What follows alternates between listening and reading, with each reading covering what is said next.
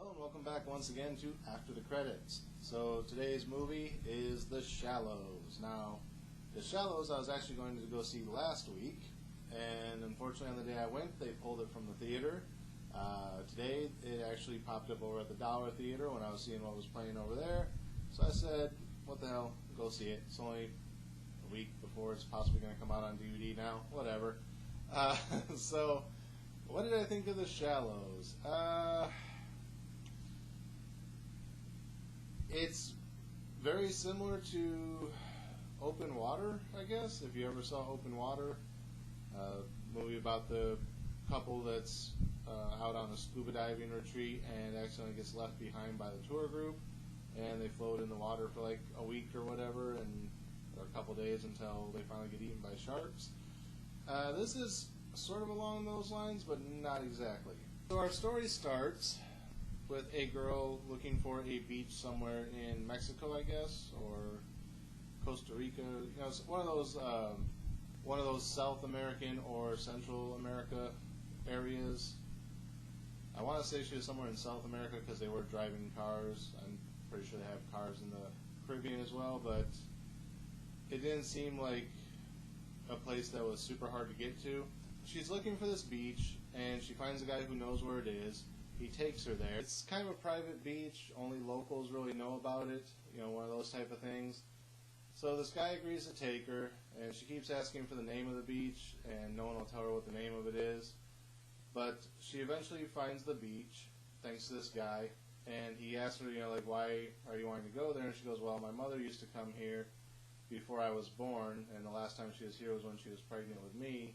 So it's kind of like our beach. We later find out that her mother passed away due to cancer. So this is kind of her way of dealing with her mom's passing, is to go out to this beach. And her mother was a surfer, so of course she's a surfer, and she wants to just surf the waters that her mother surfed, and just her kind of way of being connected to her mother.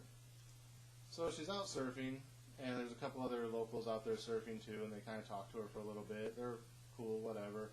It's getting kind of late, and they're like, hey, you know, the sun's going down, we should really get going. She says, well, I'm going to catch one more wave, as usual, and then I'll be in. Okay, so they go back up to the beach, and they take off. She's waiting for this wave. As she's waiting for the wave, something hits her board and throws her underwater, and she gets kind of banged up on the reef and rocks underneath. And she surfaces back up, and she's trying to figure out what it was that hit her. And apparently there was a whale that had been attacked by a shark that swam into the area she was in before basically dying and floating up to the surface, and that's what knocked her off of her board. She's kind of investigating the whale, and of course, obviously if the thing just surfaced, there's probably still the shark around because there's blood in the water, duh. So as she's floating around and like paddling over to check out this whale, of course she draws the shark's attention. So he knocks her off her board again, and as she's climbing back up, it wasn't really clear at first if she hit her leg on something to cut herself or if the shark actually grabbed hold of her. From the way it looked, the shark grabbed her, and she said she was bitten by the shark, but it basically just had to cut down her leg, and if the shark actually managed to get hold of her, it probably would have done a hell of a lot more damage than just a cut down your leg. I mean, there wasn't really any specific bite pattern or anything, so yeah, it's a little unclear, but she says the shark bit her, so I'm going to go with that.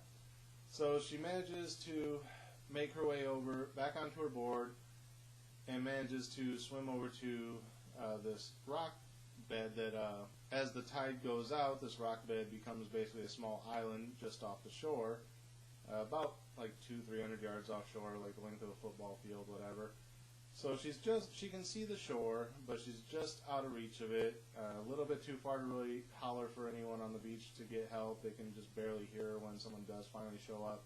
So there's this rock that, you know, and that during low tide becomes a small island, but when tide comes back in, it's fully submerged. So basically she has to try and survive as long as she can until high tide comes back in the next day, and hopefully she can get rescued by then. She waits out the night, you know, she patches up her leg the best she can. She waits out the night on the rock, and she gets up the next morning and the shark is still there, still circling around. So she can't really just kind of dive in the water and go for it. she starts to kind of time out the shark's pattern. Like he'll come circle around the rock, then he'll go back out to the whale. He'll come back, circle around, go back out to the whale. So she figures that she has a short time where she can jump into the water to do something, but then she has to get back out. And it's real quick. It's like within 30 seconds. So she tries to do a couple things, not really working out for her. She realizes there's a guy on the beach. She kind of tries to holler for help. He eventually hears her, but instead of helping, he realizes that if she's out there, her stuff is on the beach, and he goes and robs her. He sees her board floating in the water, and he goes to try and steal that too, but as he's trying to get the board, the shark eats him. So then, later on that day, the two guys that she was hanging out with the day before come back to surf again, and she's like, no, go back, there's a shark. And they're like, no, honey, there's no sharks in this water, it's too shallow. And of course, right when they say that, chomp, they're gone. So, so she's still stuck out on the rock, and the tide's coming in more and more and more. So she starts to plan it out because there's a buoy floating nearby for how she can get out to the buoy.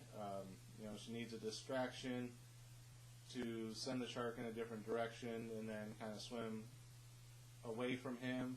And then by the time he comes back, she should be to the buoy. So she sets that up. She gets over to the buoy, and of course the shark now comes over and attacks her on the buoy. And it's just kind of a long, drawn-out thing. And then the movie ends. I'm not going to tell you how it ends. I'm not going to tell you if she lives or dies. But, there's a battle between her and the shark, and it eventually comes to an ending. Again, I'm not going to tell you what happens, but there's an ending. And that's just kind of it. Like I said, it kind of has that feel of Open Water, if you're familiar with Open Water. I know there was another movie that came out earlier this year that I didn't get to see. I think it was called Into the Deep, which is about, I guess, people stuck underwater with a shark in like a scuba situation in a shark cage. At least that's what I got from the movie poster. But yeah, I'm not sure how it compares to that, but it looks like it could be one of those things where, the year of the disaster films where we had like 2 volcano movies come out back to back, and 2 other natural disaster movies that were exactly the same come out back to back. It's just like studios get a hold of a rough treatment for a movie, they decide to pass on it, but then they bring in their own writers to write something similar and put out a movie similar to. Another example is like White House Down and Olympus Has Fallen. It was basically the same movie. Based off the same premise, but different studios did their own version of it. That's probably what this and Into the Deep would look like side by side, I guess. Like I said, I didn't see Into the Deep. I might see if it's out on DVD yet, and may rent it and see how it compares. But looking at the poster, it looks like there were just 2 shark movies this year. Overall, what did I think of it? It was okay for what it was. It kept me as entertained as it can for that type of movie where you're just kind of watching, waiting to see what's going to happen next and how everything's going to play out, but really through the movie not a whole lot happens other than this person sitting on a rock. The shark looked a little fake. When it jumped up out of the water and grabbed hold of the guy, it actually looked worse than Jaws. Maybe not as bad as Jaws 23 from Back to the Future 2, but it didn't look very good. Honestly, I'd say the sharks in Sharknado probably looked better than this shark did. Underwater scenes, the shark looked beautiful. Above the water scenes, it honestly kind of looked like the shark from Finding Nemo when they showed up. I don't know.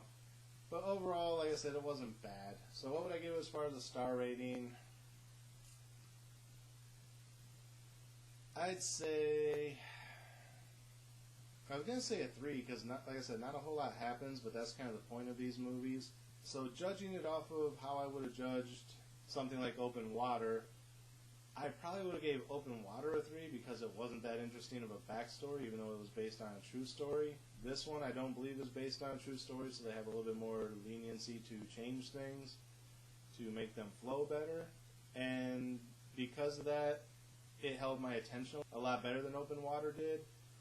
So instead of giving it a 3, I think I'm going to bump it up to a 3.5. Not quite a 4, but it was good for what it was. It was better than Open Water. Shark looked a little bit fake. not a whole lot happened, but it kept you watching to see what was going to happen next. Honestly, if I was watching this at home, I might have drifted off and did something on the computer while it was playing in the background type of thing, just because there were long periods where nothing was really going on and you could actually look away from the screen for a minute, but as soon as you did, something would probably happen. So, yeah, like I said, I'll give it a 3.5. It was okay for what it was. So that's it for this episode. Again, as always, thank you guys for watching. Remember to like, comment, subscribe, share the video. The links to social networks are down there in the description. My Twitter, Facebook, Instagram, Google Plus, maybe. That's all down there. And until next time, we'll see you after the credits.